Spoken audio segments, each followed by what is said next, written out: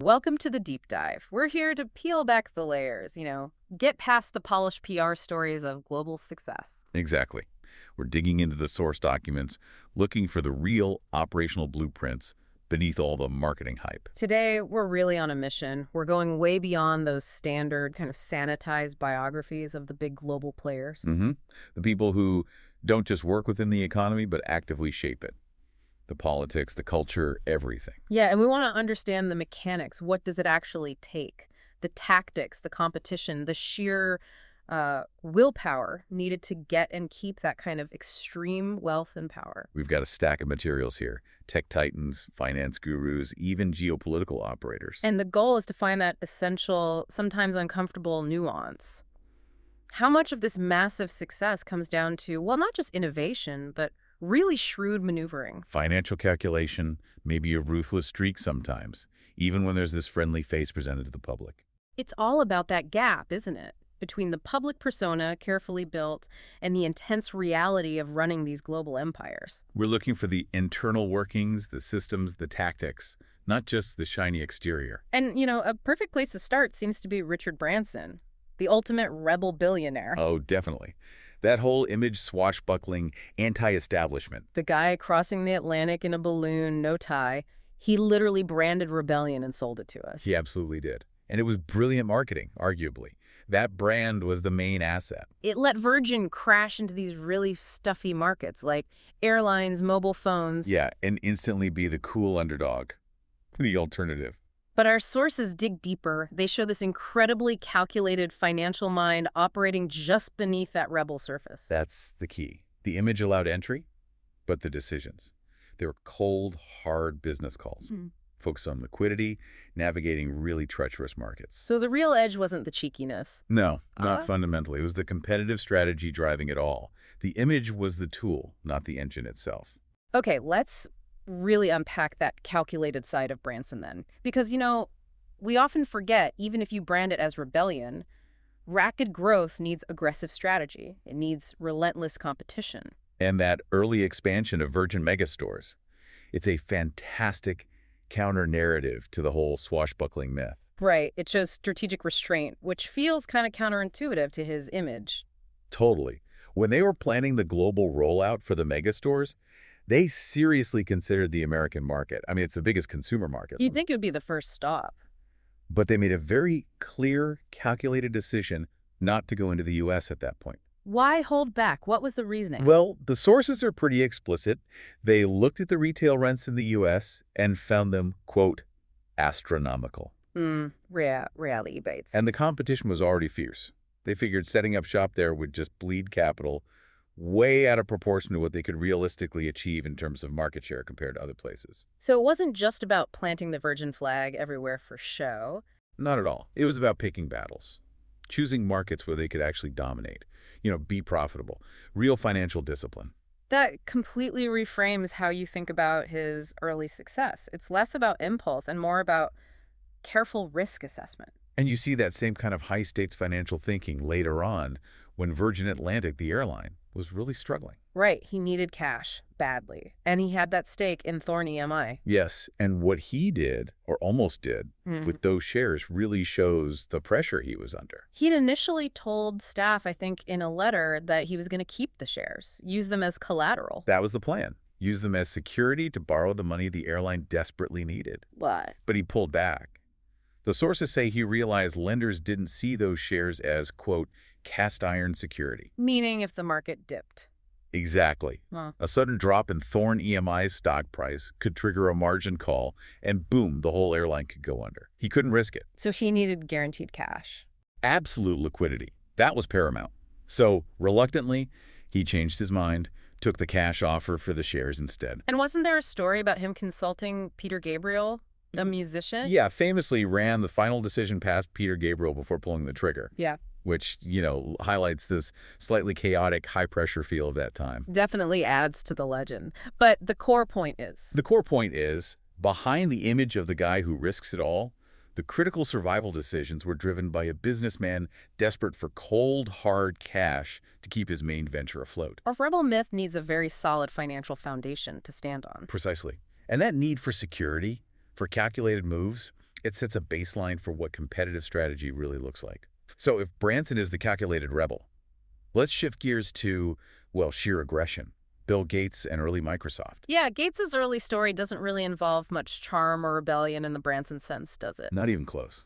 His focus was totally singular, intense, often crossing into, well, abrasive. I remember reading about a Harvard professor's take on him. That's right. Described him as having a bad personality and a great intellect. Just flat out called him obnoxious compared to other bright students there. And that intensity wasn't just intellectual, it was physical, too. Oh, yeah.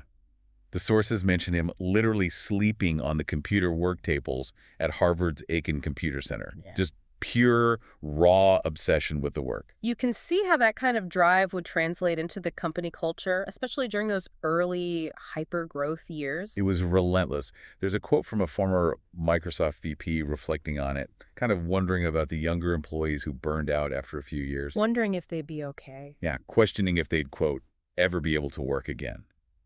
It was an environment where the expectations were punishing, immediate, all-consuming. That internal pressure cooker is one thing. How did that translate externally when competitors showed up?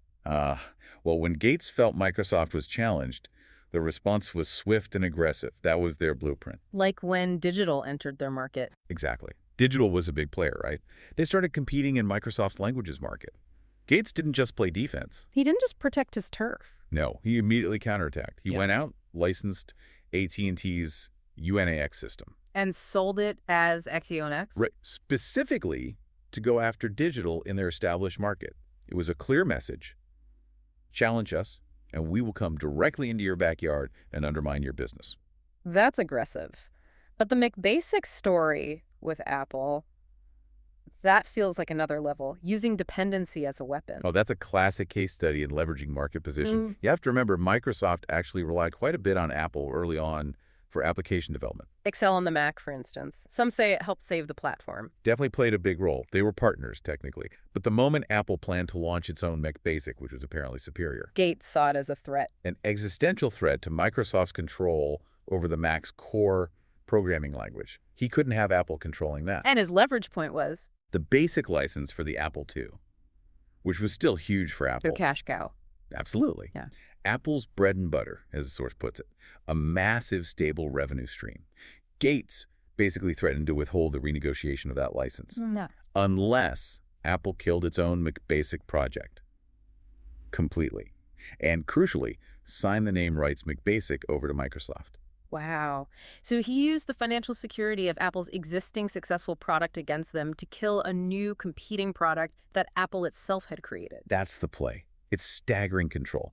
It shows that sometimes market competition isn't about who makes the better thing. It's about who controls the architecture, who holds the financial choke points. It reminds me a bit, in terms of psychological control, of Steve Jobs and his famous reality distortion field, Ah, yes, the RDF, a Silicon Valley legend. where Jobs could apparently convince anyone of almost anything, just pure charismatic coercion, making realistic schedules almost impossible because people believed they could do the impossible. It was definitely a tool to push boundaries, regardless of objective reality. But that distortion also colored his view of the market itself. He seemed genuinely frustrated by it sometimes. Deeply. He often lamented what he saw as an aesthetic flaw in the market, that the best products, the most innovative ones, didn't always win. He famously criticized Microsoft for having no taste. Right. He felt their dominance was frustrating because, in his view, they didn't bring much culture into their product. Yeah. He believed Apple's design and innovation should have won, fundamentally. So he was frustrated that pure brilliance wasn't enough. Market share, driven by things like Gates's aggressive licensing tactics, still won the OS war back then. Pretty much. Now, if Jobs had that intense, charismatic, almost artistic drive, Jeff Bezos seems to share some of that high-control nature, maybe a bit more acerbic, despite the relentless public focus on the customer. Yeah, the sources definitely point to that dual nature. An acerbic side, maybe like Jobs, and his own version of a reality distortion field, but focused on customer obsession. Right. But behind that mantra, Amazon is described as ruthlessly competitive with rivals and partners. You just have to look at the companies that got damaged. Borders, Best Buy. Huge established players that struggled to keep up with Amazon's pricing, their speed, their scale. And the Kindle launch strategy. That's maybe the clearest modern example of using market leverage almost like a political force. They needed a huge digital library for launch day, right? Something like 100,000 titles. Yeah, and publishers at the time had only digitized maybe 20,000 books combined. A massive gap. So how did Amazon close it? Incentives. Well, not just incentives. The sources describe outright coercion. Amazon essentially warned publishers, digitize your back catalogs fast or risk losing visibility on Amazon. Meaning lower search results, fewer recommendations. Which for a publisher is basically a death sentence. Yeah. Lose prominence on Amazon, you lose sales, period. So they strong-armed the entire industry into changing its digital strategy overnight. Pretty much. Just because Amazon needed it for a product launch, that's what turned Amazon into the, quote, bogeyman of the publishing world. It shows raw market leverage in action. That ruthless market strategy, using leverage, it connects straight into the world of pure financial engineering, doesn't it? We're moving from tech leverage to debt leverage. Let's talk about LBO's leveraged buyouts. Yeah, LBOs are absolutely fundamental to understanding modern finance and how huge fortunes are built and managed now. They became really prominent in the 80s, right? Exactly. And their power for the private equity firms doing them isn't just about potentially stripping assets later. It's about the immediate guaranteed income stream they create for the firm. How does that work? By structuring the buyout, the PE firm charges the company they just bought significant management fees, usually for about 10 years. It's guaranteed income for the firm. So the company takes on all the debt from the buyout Right. and then pays the firm that just put it in debt. That's the model. It allows firms like Blackstone to thrive, even if the acquired company struggles, or even in a recession. They can buy assets cheap, and the fee income keeps the PE firm itself stable and profitable. It sounds almost too good to be true for the firms involved. And the Yeah. classic example, the sort of Rosetta Stone of these deals, was KKR's buyout of Houdale Industries. That deal really laid bare the mechanics. KKR put down only about 5% of the cash needed to buy the company. Just 5%. And the other 95%. Borrowed. Debt loaded onto Houdale itself. That seems unbelievably risky on the surface. Borrowing 19 times your actual cash investment, why is that mathematically so powerful? That's the magic or the danger of leverage. It massively magnifies the return on your equity. The firm only needs to cover the debt payments and collect their fees. Okay, walk me through that magnification. Think of it simply. Let's say the company's value grows by, say, 5% in a year. That 5% growth applies to the total value of the company. But since the PE firm's actual cash investment, their equity is only 5% of that total value. So that 5% growth on the whole company represents a much bigger percentage return on their tiny initial stake. Exactly. It supercharges their return on equity. Yeah. You're using borrowed money, other people's money, essentially to generate massive returns on your own small slice of capital. It's a system almost perfectly designed to accelerate wealth concentration for those who already control capital. Much faster than just, say, economic growth. Precisely. But this high-stakes financial game, it definitely has a human cost. And that was really vividly on display during the huge RJR Nabisco LBO battle. Barbarians at the gate. Ross Johnson, the CEO. He became the poster child for 80s corporate excess almost overnight. The sources talk about his slapdash spirit, his complete ignorance of the pain his wins were inflicting during the process. The stories were wild, weren't they? Lavish spending, corporate jets. Making the company lease back a building they'd just donated to a university just because he needed office space for incoming bankers working on his deal. It was just out of control. He really became a symbol of greed for the public. A national symbol of greed, as the sources put it. Yeah. And what's fascinating is the reaction of the RJR Nabisco board itself. They weren't exactly thrilled with him either. There was apparently tangible relief among the board members when Henry Kravis of KKR finally outbid Johnson's management group, even though Kravis was, the ultimate LBO professional, described as being loaded for bear. So they preferred the known quantity, the professional shark, over the chaotic, unpredictable one, even if the end result was still a massive leveraged buyout. It seems so. Johnson's behavior had just become too erratic, too publicly toxic. Kravis represented a more, perhaps predictable form of financial extraction. Which brings us to the broader picture of capital dynamics, the kind of thing Thomas Piketty analyzed in his work on inequality. Yes, Piketty's research is absolutely crucial for understanding the underlying structures that drive wealth concentration today. It's not just about individual deals, it's systemic. He looked back historically, right, at wealth levels in Europe. He did. He showed that back in the late 19th century, in places like France and Britain, total private wealth was enormous. something like 6 or 7 years worth of the entire national income. Wow, that's a huge concentration. Massive. Then, after the shocks of the World Wars and the Great Depression, what he calls the shocks of 1914, 1945, that ratio dropped dramatically. Wealth was destroyed or redistributed. But it didn't stay low. No. Since about 1950, it's been steadily climbing back up. In countries like Britain and France, it's now approaching those pre-war levels again, maybe 5 or 6 years of national income. The massive concentrations are essentially back. And the core engine driving this, according to Piketty, is that famous formula, RG. Right. The rate of return on capital, R, tends to be greater than the rate of economic growth. Can you break that down simply? Sure. If you're someone who primarily earns income from working a job, your income growth is tied to overall economic growth. Jane, maybe that's 1%, 2%, 3% a year. But if you already own substantial capital stocks, bonds, real estate, private equity funds, the return on that capital, R, might average 5%, 6%, 7%, or even more over the long run. So the money you have grows faster than the money you earn through labor. Exactly. When R is consistently higher than G, wealth that already exists grows faster than the economy as a whole. This makes it incredibly difficult for people starting with little or no capital, relying on wages, to catch up. It mathematically favors inheritance and existing wealth. It becomes harder for younger generations to build wealth and, quote, level the playing field. Wealth naturally concentrates over time, often in the hands of older generations or inheritors, unless there's either exceptionally high economic growth or some kind of intervention, like very progressive taxes on capital or inheritance. It's an inherent accelerator of inequality baked into the system. Pretty much. And this environment where capital seeks high returns absolutely fueled the explosion we saw in speculative finance, leading us to the new generation of financial barons. Think crypto, think FTX. Right. The FTX story is just... the scale and speed are almost hard to believe. It really is. Get this. One source states that in January 2018, FTX was pulling in profits of $500,000. Not revenue, profit. Every single day. $500,000 a day. On what kind of capital base? That's the kicker. On an initial capital base of only around $40 million. That return is astronomical, doesn't even cover it. That's beyond speculation almost. It's the kind of explosive, maybe ungrounded growth that defines a bubble. And it completely warped the behavior of investors, even seasoned venture capitalists. You're talking about that Sam Bankman-Fried pitch meeting story. Exactly.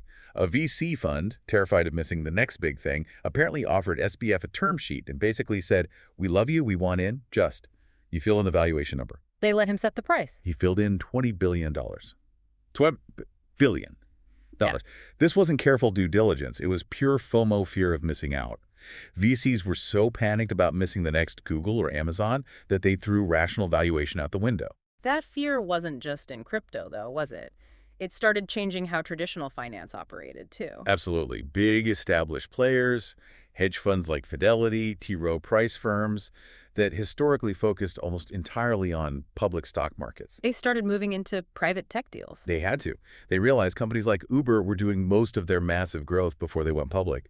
If they waited for the IPO, they'd already missed the steepest part of the curve, the boom. So to capture that growth, they had to get in earlier, during the private funding rounds. Right, which fundamentally shifted the landscape of late-stage venture capital. It became much more crowded, much more driven by these huge institutional players trying not to miss the boom, further fueling potentially inflated valuations. Okay, so this relentless pursuit of growth, of capital, it inevitably pushes companies and powerful people towards, well, let's call them ethical gray areas.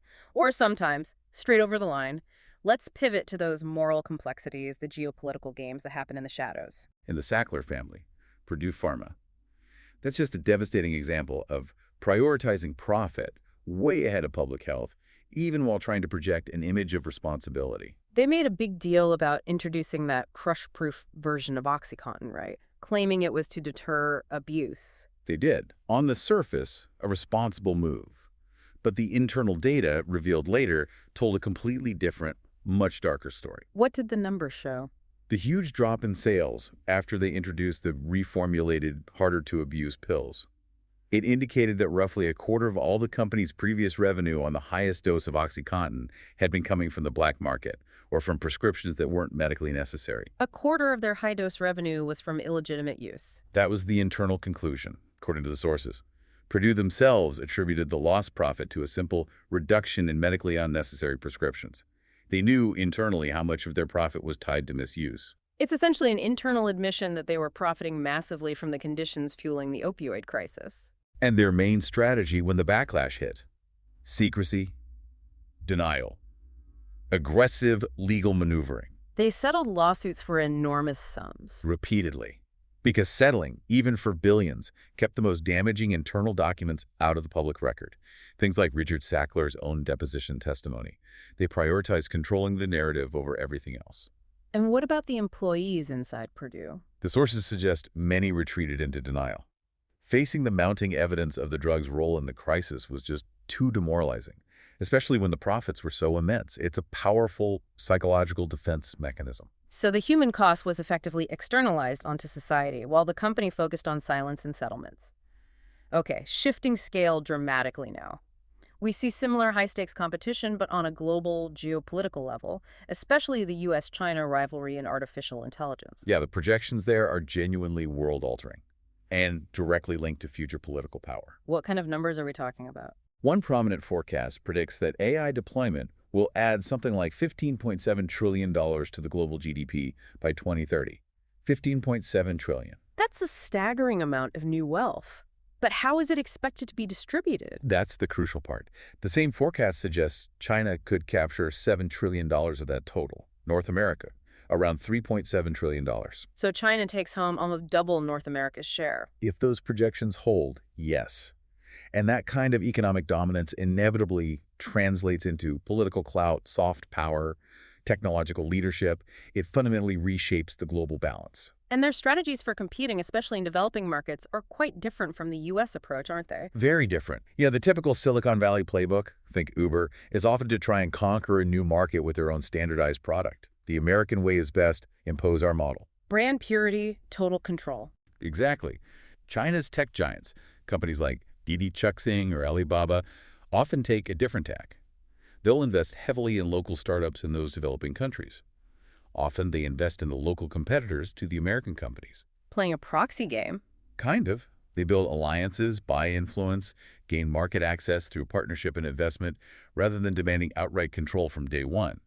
It's a strategy focused on neutralizing U.S. dominance by backing local champions. A more distributed, maybe more patient approach to building influence compared to the U.S. model of direct conquest. This idea of operating outside normal structures brings us to maybe the ultimate example, Victor Bout, the so-called merchant of death. Bout is fascinating because his real power, his danger, wasn't just what he transported guns, potentially worse things. It was his ability to transport them. His logistics network. Exactly. He was seen as such an international threat because he possessed what some called the best-in-the-world logistics network. A private air cargo fleet that could operate seemingly anywhere outside the usual rules and regulations. And the alleged origin story of that network is pretty startling. Points to state backing. Right. One associate claimed, and it's a claim, that the GRU, Russian military intelligence, basically gave him 3 airplanes to start the business. In exchange for a cut. Collected a part of the charter money, supposedly. If that's true, it suggests high-level state sponsorship right from the beginning, giving him a massive, unfair advantage in that chaotic post-Soviet cargo market. But what's truly mind-boggling is the U.S. involvement, or rather, complicity, while the White House was actively trying to shut him down. Under both Clinton and Bush administrations, yeah. They saw him as a major threat. The Pentagon was simultaneously using his cargo planes. Hundreds of flights, especially around the Iraq War. It's almost unbelievable, but yes. It points to a catastrophic failure of internal government coordination. A classic case of the right hand not knowing what the far left hand was doing. How is that explained? Officially, it was blamed on basic organizational lapses and structural flaws. Essentially, the different watch lists, procurement systems, intelligence branches, they just weren't talking to each other effectively. And Bout's network was just too useful. Apparently so. His logistics were so efficient, and the military's need for rapid airlift capacity, especially for Iraq, was so urgent that they kept using his companies despite the fact the White House was actively trying to dismantle his entire operation globally. Bureaucracy versus expediency. It's a chilling lesson. Established systems often can't keep pace with ruthless entrepreneurial operators, whether they're moving capital or cargo. We see a different kind of power cultivation, though, more about personal networks and influence, with figures like Dhirubhai Ambani in India. Ambani was renowned as a masterful exponent of articulating business visions. He didn't just rely on structure. He captivated people, politicians, government officials, bankers. How did he do it? Was it just charisma? It was more than that. Sources say he could win people over with sheer intellectual excitement about his plans, or sometimes with very specific personalized flattery. But his real genius was the follow-through. Meaning? If someone in his network, an official maybe, faced a problem, career trouble, family issues, financial difficulty, Ambani would step in with a solution. What kind of solutions are we talking about? The sources mention things like offering lucrative post-retirement jobs, finding business opportunities for their children, even ensuring positive, flattering coverage in the media outlets he influenced or controlled. So he built this vast web of loyalty based on personal indebtedness. Exactly. Yeah. It created this incredibly powerful, loyal network that smoothed the path for his reliance empire at every turn. It wasn't just business. It was relationship engineering on a massive scale. And finally, another master operator who preferred the shadows, Joseph Kennedy, patriarch of the Kennedy clan, especially during JFK's presidential campaign. Oh, absolutely. His influence was immense, but he worked incredibly hard to appear uninvolved publicly. While Jack was out campaigning, Joe Kennedy stayed put. Deliberately stayed in Palm Beach. Avoided interviews like the plague. The stated goal was to mute the criticism that he was in control of his son's campaign. They didn't want the narrative of the wealthy, controversial father pulling all the strings. But that was just for show. The reality was different. Completely. The sources confirm he was heavily involved, managing things via constant, intense phone calls.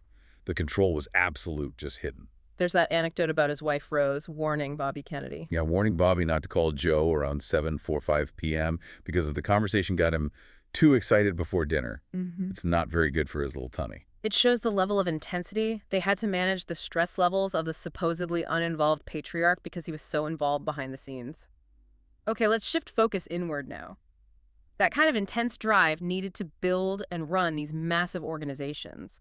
It often seems to manifest in management styles that are, well, let's just say difficult, sometimes brutal. Yeah, you definitely see patterns. Look at someone like Elon Musk. The sources describe him driving his companies with a maniacal sense of urgency. Which can be good, maybe, but it has a dark side. A very dark side. When he gets frustrated, which is apparently often, he tends to lash out, frequently at junior people. He's described as being unable to process frustration productively. And it leads to some really extreme demands on employees. The sources mention absolutely horrific situations, like making managers fire their own personal friends. That's crossing a major line. It's not just business then. It's a loyalty test that forces people to sever personal ties. It creates this environment where personal relationships are sacrificed for corporate urgency.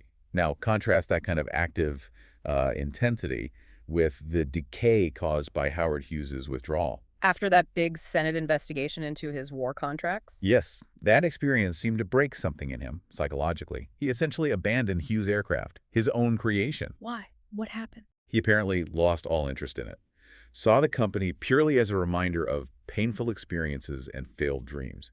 His own manager, Noah Dietrich, begged him to just shut it down because it was losing money. But Hughes wouldn't. Refused. He just delegated management completely and let it become this steady financial drain, basically because he couldn't emotionally handle dealing with it or the memories it brought up. That's fascinating. His personal psychological state directly impacted the financial health and stability of a major corporation. Absolutely. Ego, trauma, personal baggage, it all plays a role at the top.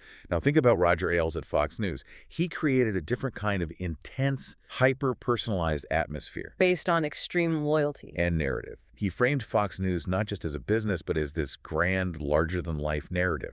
Like they were in a movie, a Hollywood blockbuster, or High Noon, fighting some existential cultural war. Which demanded absolute allegiance from everyone involved. Total loyalty. Yeah. And he tested it, often very publicly and brutally. Like that story about pitting managers against each other. Exactly.